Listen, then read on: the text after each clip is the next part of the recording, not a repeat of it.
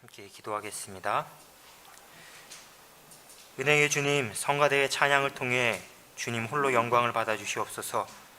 함께 우리는 은혜를 나눈 저희들 모두는 언제나 우리의 삶 가운데에 찾아오시고 함께 하시는 그 주님을 향해 호산나 호산나 영광을 높여 드릴 수 있게 하여 주시옵소서.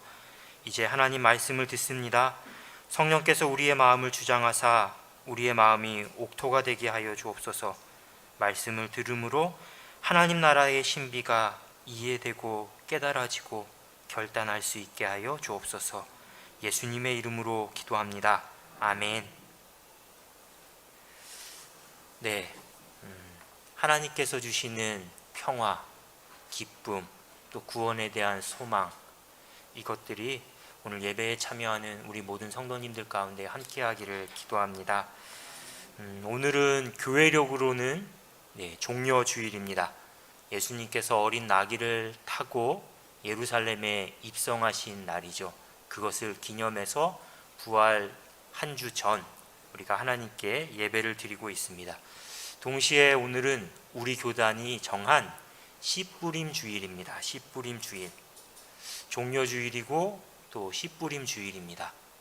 이 두 개의 기념 주일이 얼핏 생각하면 큰 연관이 없는 것 같습니다. 닮은 게 연결점을 찾기가 쉽지 않습니다. 하지만 조금 더 우리가 그 의미를 더 깊이 들여다보고 묵상하면 아주 긴밀한 또 연관성을 갖고 있습니다. 오늘 이 시간에는 이 종려주일과 씨뿌림 주일, 이 두 개의 주일의 이 연관성에 대해서 주목하면서 우리가 눈물로 씨를 뿌리는 자라는 제목으로 함께 하나님 말씀을 나누겠습니다.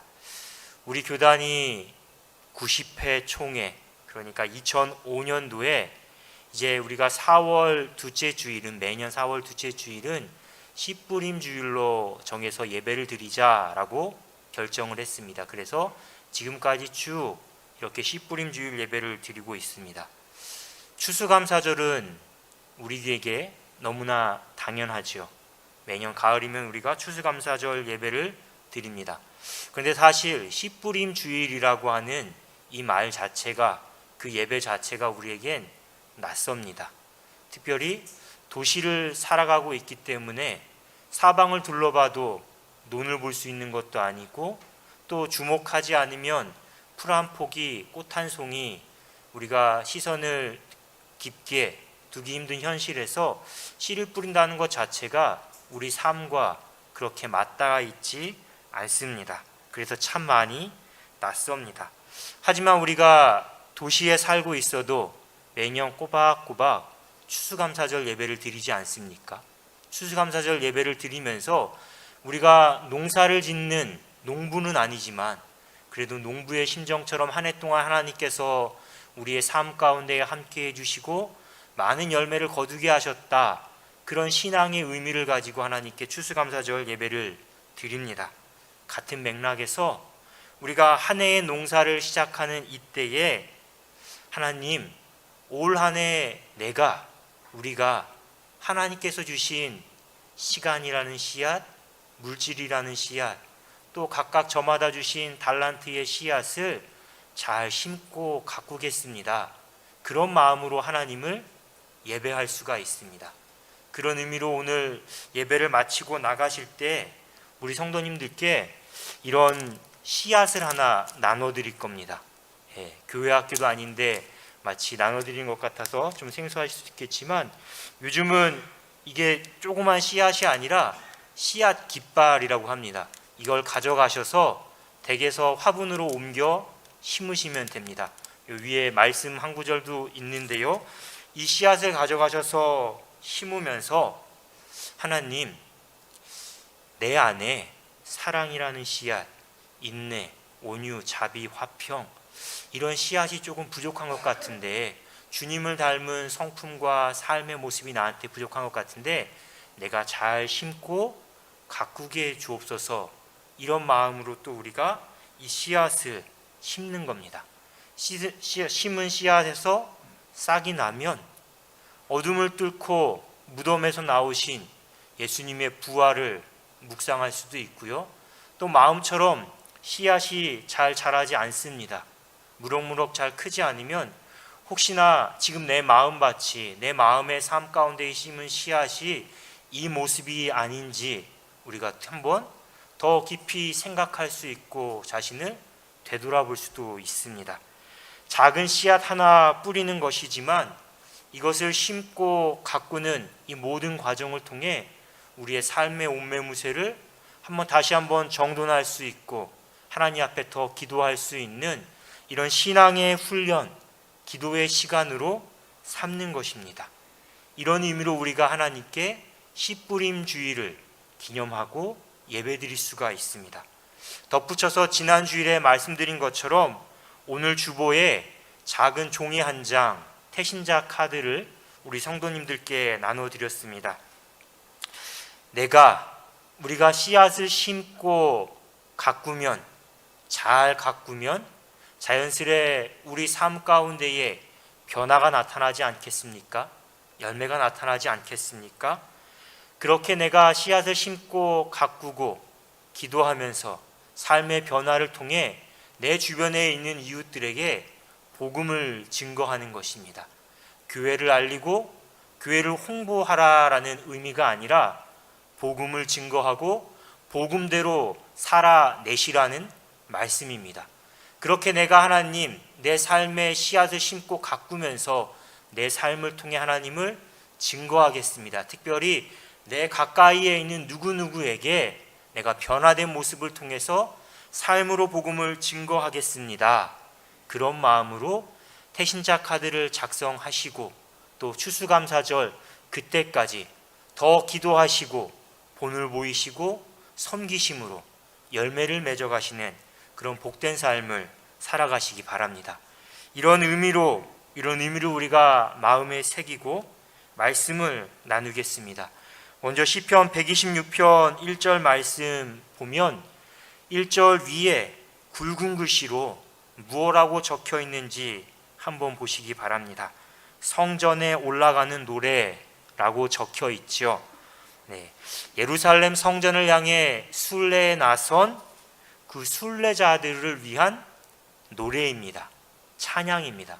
또 실제 유대 명절마다 절기마다 성전을 찾아서 먼 길을 떠났던 그 순례자들이 한 걸음 한 걸음 옮기면서 하나님께 불렀던 찬양입니다.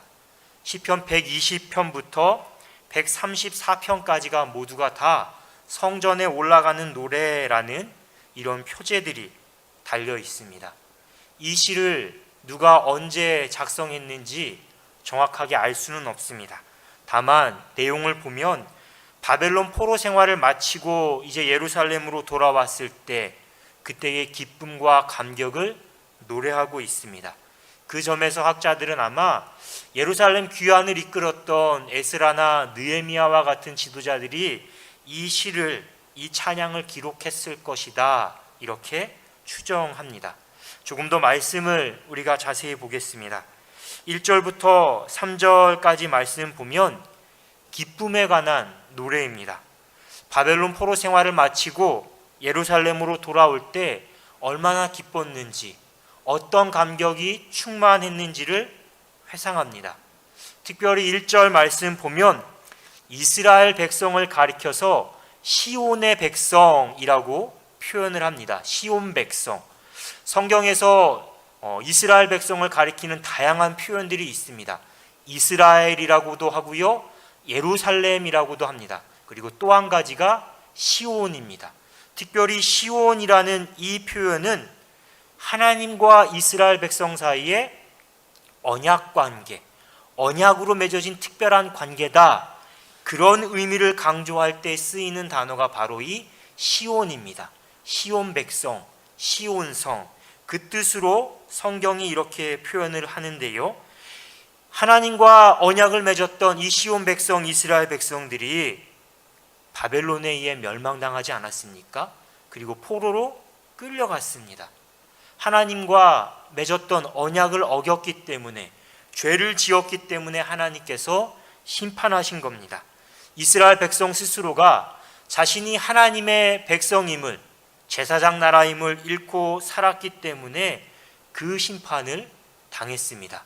하지만 하나님께서 예레미야를 통해 말씀하신 그대로 70년이라는 시간이 지난 다음에 다시 이스라엘 백성을 구원하십니다. 그들을 예루살렘으로 돌아오게 하시고 회복하게 하시는 것이죠. 그때의 감격, 그때의 기쁨이 얼마나 컸는지 시인이 말하기를, 고백하기를 마치 꿈꾸는 것 같았다라고 이야기합니다. 믿을 수 없었는데, 아무도 정말 생각하지 못했는데 그 일이 이스라엘 백성 가운데에 일어난 것입니다. 나는 생각하지 못하고 나의 능력으로는 할 수 없었던 일이지만 하나님께서 하셨다, 하나님의 은혜다라고 고백하는 겁니다. 그래서 오늘 말씀 보면 돌아오는 이스라엘 백성들의 입술에는 웃음이 가득했고 그 입술에서 찬양이 끊이지 않았다, 절로 나왔다라고 이야기합니다. 그런 이스라엘 백성들을 지켜보던 주변의 나라들, 이방 백성들조차 야, 하나님께서 이스라엘 백성들에게 큰 일을 행하셨다, 그들의 입술을 통해 하나님의 살아계심이 증거되는 놀라운 역사가 또 일어납니다. 분명 이방 나라들은 이스라엘 백성이 멸망했을 때 저주했을 겁니다. 조롱했을 겁니다.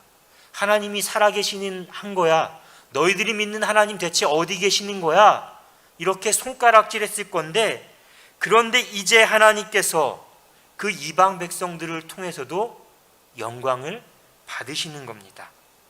하지만 그렇게 하나님의 은혜 가운데에 예루살렘으로 다시 돌아왔지만 그럼에도 여전히 이스라엘 백성들 가운데에는 많은 어려움들이, 문제가 있었습니다. 예루살렘으로 돌아올 때, 그때 당시 그리고 돌아온 이후의 삶을 기록한 에스라, 느헤미야, 학개, 스가랴, 말라기, 그때의 말씀을 보면 얼마나 이스라엘 백성 가운데에 큰 어려움이 있었는지 우리가 알 수 있습니다. 고향 땅으로 돌아왔습니다. 그런데 여전히 땅은 회복했지만 주권은 회복하지 못했습니다. 바벨론에서 페르시아로 주권을 가지고 있었던 나라가, 이방 나라가 바뀌었을 뿐입니다. 더욱이 예루살렘으로 돌아왔지만 돌아온 예루살렘 땅은 황폐합니다. 성전도 다 무너졌고요, 성벽도 다 무너졌습니다. 당장 뭘 먹고 살아야 하는지도 막막합니다. 밖에서는 이스라엘이 재건되는 걸 반대하는 많은 주변 나라들이 끊임없이 방해합니다. 대적합니다. 그리고 이스라엘 내부적으로도 많은 어려움이 있습니다. 당장 가진 자는 가진 자, 가진 것이 없는 사람은 가진 것이 없는 자, 이 빈부격차 때문에 백성들 가운데에 큰 고통과 갈등이 있습니다. 점점 시간이 지날수록 그때의 감격과 기쁨을 잃어버리고 다시 이스라엘 백성들의 신앙이 나태해집니다. 이런 수많은 어려움과 문제들을 안고 지금 이스라엘 백성들이 살아가고 있는 겁니다. 이 상황에서, 이 어려움 속에서 시인은 다시 한번 하나님께 간구합니다. 그 간구가 본문 4절 말씀입니다. 여호와여, 우리의 포로를 남방 시내들 같이 돌려보내소서. 문자 그대로 해석하면 아직 바벨론 땅에서 돌아오지 않은 그 남은 포로들도 모두 돌아오게 해주십시오. 그런 기도 같습니다.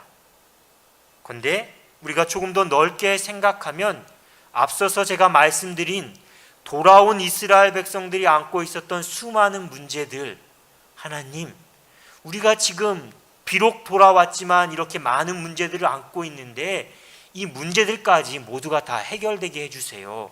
그래서 우리가 하나님의 시온 백성으로 완전히 회복되게 해주세요. 이렇게 하나님께 간구하는 겁니다.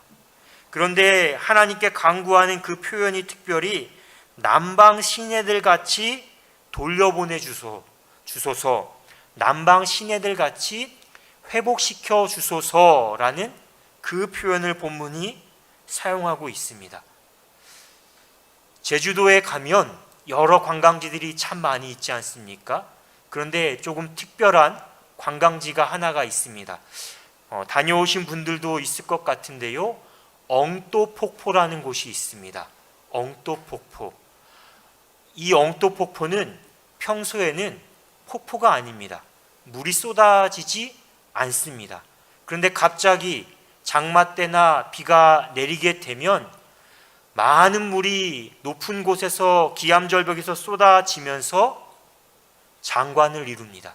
그래서 평소에는 관광객들이 가지 않지만 비 오는 날에 제주도를 찾은 관광객들이라면 꼭 찾는 관광지 중에 하나인데요. 오늘 본문 가운데에 표현된 이 남방 시내들 같이라는 이 이스라엘 남부 지역이 딱 그런 장소입니다. 이스라엘 남부 지역, 블레셋과 맞닿아 있는 그 지역인데 네게부 사막, 네게부 광야라고 하는 지역입니다. 평소에는 건조합니다. 메말랐습니다. 생명이 살 수 없는 땅입니다. 그런데 우기가 되면 많은 비가 내려서 순식간에 이 메마른 땅, 건조한 땅이 시내를 이루고 흐릅니다. 그리고 그 시내를 주변으로 해서 수많은 생명들이 자라나는 생명의 땅으로 변하게 됩니다. 그러니까 지금 시인이 하나님 우리를 다시 회복시켜 주세요라고 간구하면서 남방 시내들 같이 돌려보내소서, 회복시켜 주소서라고 기도하는 건 하나님 남방의 마른 땅이 갑자기 쏟아지는 빗줄기로 인해서 생명의 땅으로 변하듯 오늘 우리의 삶의 현실이 하나님의 놀라운 은혜, 전적인 은혜로 완전히 뒤바뀌기 원합니다. 그렇게 우리를 회복시켜 주세요. 이렇게 간구하는 겁니다. 그런데 하나님의 도움을 간구하는 이 시인이 그냥 하늘만 바라보고 하나님 내려주세요, 하나님 도와주세요 이렇게 기도만 하고 있는 것은 아닙니다. 오늘 본문 5절과 6절 말씀 보면 시인의 다짐까지도 우리가 알 수 있는데요. 우리 화면을 보면서 우리 5절과 6절의 말씀을 함께 봉독하도록 하겠습니다. 시작. 눈물을 흘리며 씨를 뿌리는 자는 기쁨으로 거두리로다. 울며 씨를 뿌리러 나가는 자는 반드시 기쁨으로 그 곡식단을 가지고 돌아오리로다. 아멘. 씨를 뿌리겠다라고 합니다. 눈물을 흘려도 울더라도 씨를 뿌리겠다라고 합니다. 시인 자신의 다짐이기도 하고요. 이 시를, 이 노래를 부르는 수많은 순례자들, 모든 이스라엘 백성들에게 하는 권면이기도 합니다. 씨를 뿌리겠다. 이 다짐과 권면을 우리가 예수님의 말씀 가운데에서도 찾아볼 수가 있습니다. 오늘 우리가 두 번째 본문 말씀으로 읽은 마가복음 말씀에 바로 이 씨 뿌리는 말씀이 나와 있습니다. 예수님께서 하나님 나라를 비유하시면서 스스로 자라나는 씨에 비유를 하십니다. 이 본문 말씀뿐만이 아니라 복음서 많은 곳에서 주님이 하나님 나라를 씨앗에 비유하셨는데요. 그런데 오늘 마가복음 4장 말씀에서 주님께서 이 하나님 나라를 일구는 그 씨앗 비유를 하시면서 그 시작에 대해서 이렇게 말씀하십니다. 또 이르시되 하나님의 나라는 사람이 씨를 땅에 뿌림과 같으니. 하나님 나라는 사람이 씨를 땅에 뿌림과 같으니. 자라나게 하시는 분, 열매 맺게 하시는 분은 하나님이십니다. 하지만 우리에게도 하나님 나라를 소망하고 하나님 나라를 일구기 원하는 우리에게도 우리 몫의 역할과 책임이 있습니다. 바로 씨를 뿌리는 겁니다. 예수님 말씀에 따르면 하나님 나라는 농부가 씨를 땅에 뿌리는 그 행동, 그 실천에서 시작됩니다. 하나님의 나라는 농부가 땅을 씨를 뿌리는 것을 전제로 이루어집니다. 이에 관해서 우리 기독교 역사 가운데 가장 위대한 신학자라고 존경받는 성 어거스틴이 이런 말을 했습니다. 하나님 없이 우리는 아무것도 하지 못한다. 그러나 우리가 없으면 하나님은 아무 일도 하지 않으신다. 하나님 없이 우리는 아무것도 하지 못하지만 우리 없이 하나님은 아무 일도 하지 않으신다 라는 이야기입니다. 아무것도 하지 않으면 아무 일도 일어나지 않습니다. 내가 아무것도 하지 않으면 어떤 변화도 시작할 수가 없습니다. 이처럼 우리 삶 가운데에 하나님의 선한 능력이 나타나길 원한다면, 은혜가 이루어지길 원한다면 우리는 씨를 뿌려야 합니다. 씨를 뿌리지 않으면서 수확을 바라는 것, 열매를 바란다는 건 말이 되지 않는 것이죠. 그런데 오늘 우리가 살아가는 시대를 보면, 교회의 모습을 보면 이 씨 뿌리는 일, 이 씨 뿌리는 일의 신앙적인 의미에 대해서 우리가 많이 간과합니다. 소홀히 할 때가 많이 있습니다. 거두는 일, 성과, 열매, 그 일에만 우리가 주목하고 강조합니다. 현대인들의 모습, 현대인들이 어떤 가치관을 갖고 살아가는가를 표현하는 많은 말 중에 그 중에 하나가 효율성이라는 단어입니다. 또 비슷한 의미로 가성비라는 단어입니다.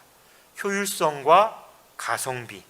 한마디로 말하면 최소 비용을 투자해서 가장 적은 노력을 들여서 가장 많은 열매를 구하는 것, 그것들이 현대인들의 관심과 가치관이라는 것이죠. 조금 씨 뿌리고 조금 노력하고 많은 기쁨, 많은 만족을 거두는 것. 그때 사람들은 능력 있다고 합니다. 그때 사람들은 성공했다고 합니다. 인정합니다. 칭찬합니다. 그런데 우리가 살아가는 시대, 우리가 살아가는 교회의 모습이 이런 모습이기 때문에 자연스럽게 열심히 씨 뿌리고 돌보는 일은 소홀합니다. 그리고 고생이라고 생각합니다. 힘들다고 해서 씨를 뿌리지 않습니다.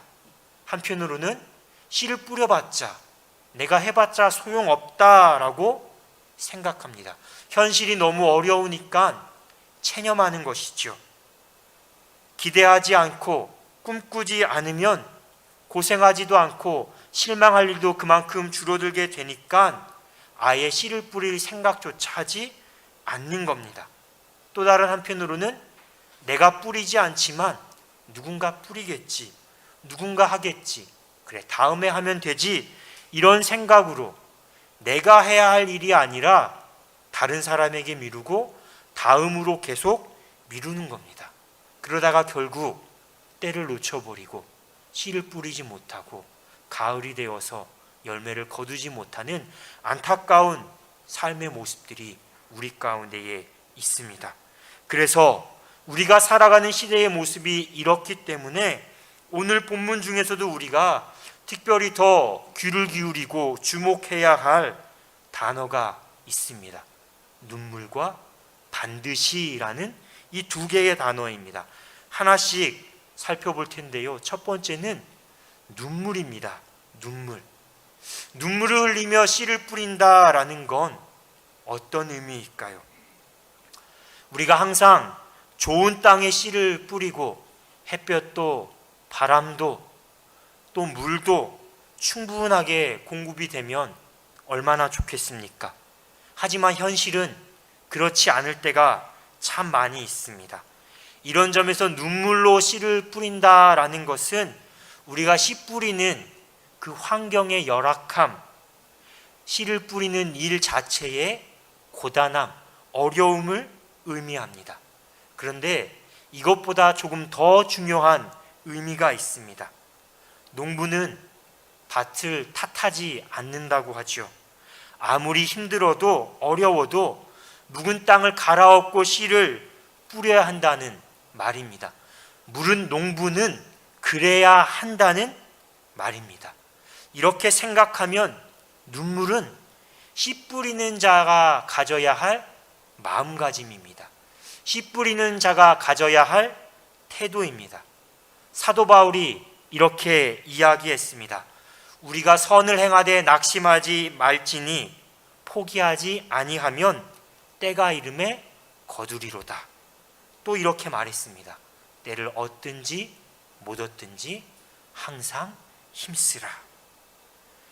말씀처럼 하나님 나라를 일구기 위해 우리가 기도의 눈물을 뿌려야 한다는 겁니다.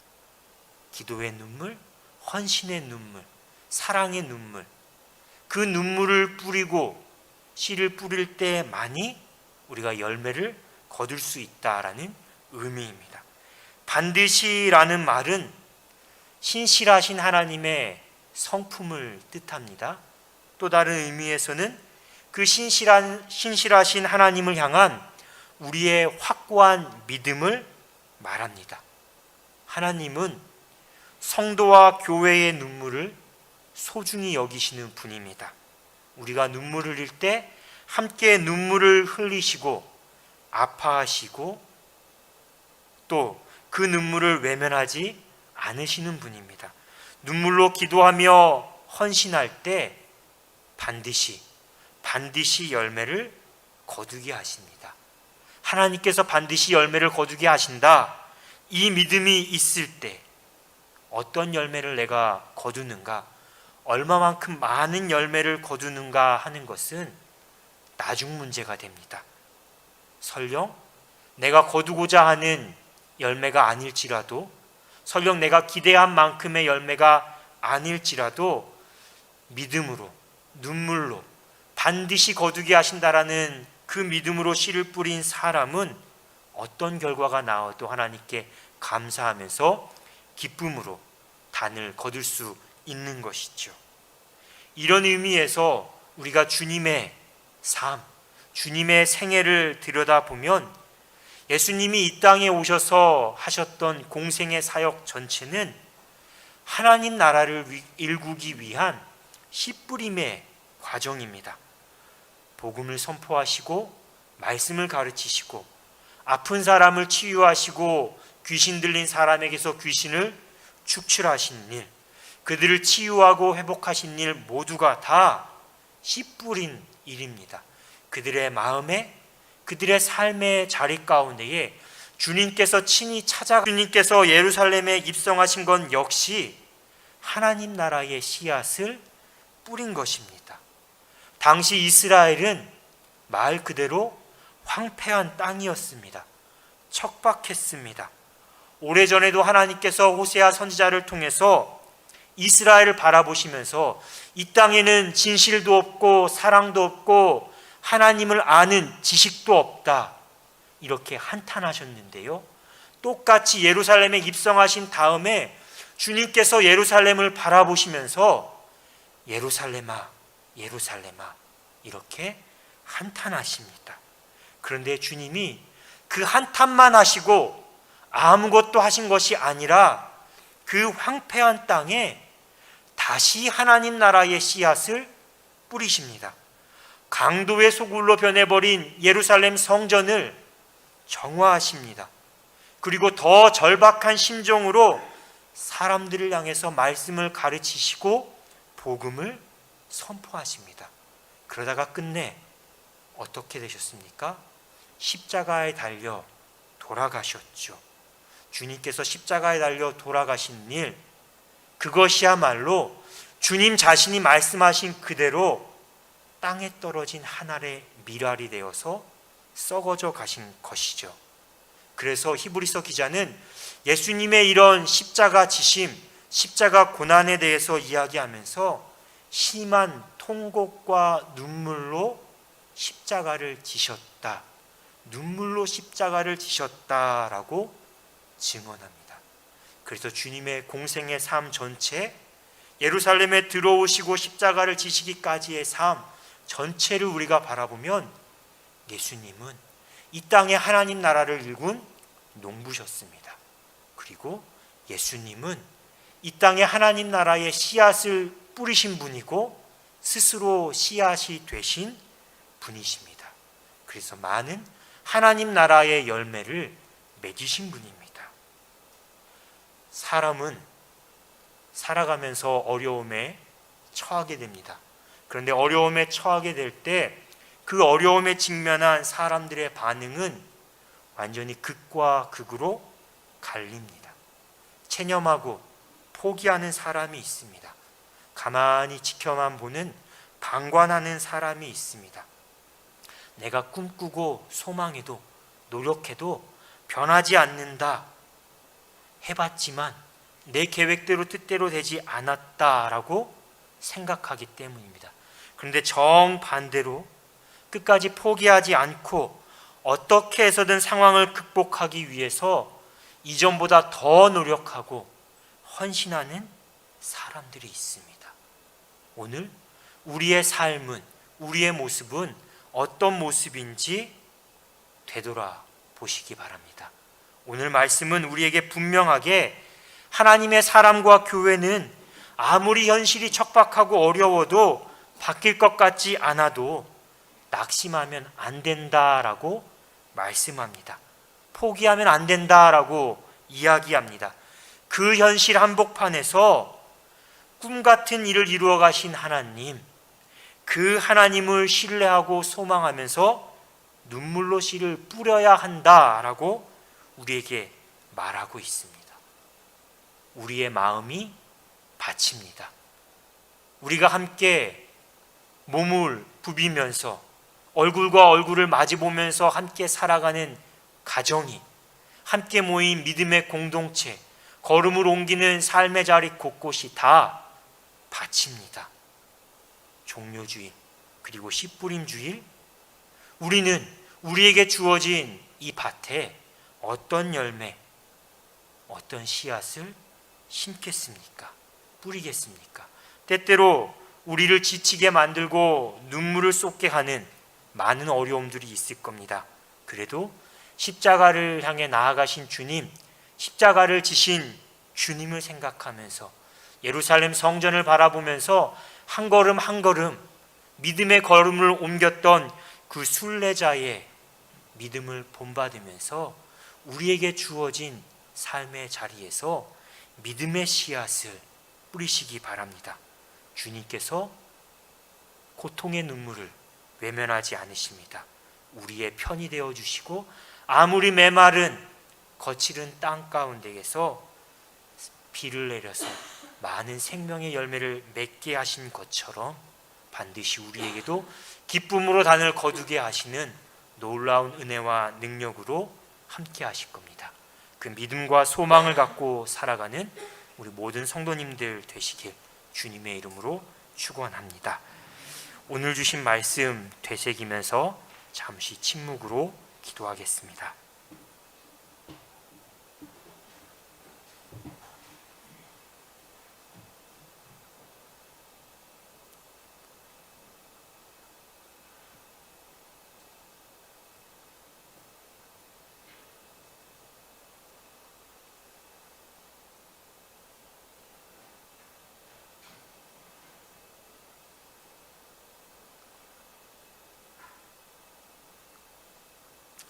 생명과 소망이 되시는 주님, 새봄 농부가 묵은 땅을 갈고 씨앗을 뿌리듯 우리도 하나님이 주시는 감동과 결단에 따라 씨를 뿌리게 하여 주옵소서.